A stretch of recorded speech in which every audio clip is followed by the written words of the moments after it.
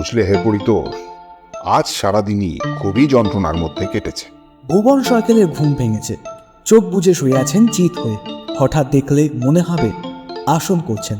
সব আসন, আসলে আসন নয়, আসলেই তিনি মনে মনে হিসেব করছেন, জীবনের হিসেব।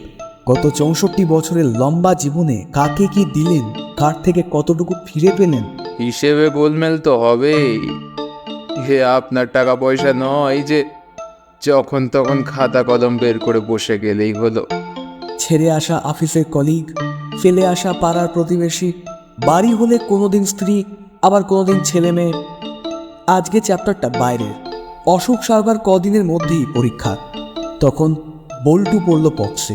যে বন্ধু এতখানি করেছিল, তার জন্য তিনি কি করলেন? তুমি এত আপসেট হচ্ছ কেন ভুবনদা? বুড়ো মানুষের আবার এইসব হয় নাকি? জন্মদিন, বিবাহ বার্ষিকী এসব তো ছেলে পিলেদের অনুষ্ঠান। আজ ভুবন সরকার নামে এক বুড়োর জন্মদিন 65 বছর ধরে করেছি, আর নয়। শুভ জন্মদিন বাবা। বিদিশাকে বলেছি তোমার জন্য দুবেলাই হোম সার্ভিসে খাবার বলে দিতে। খেতে পারবে না?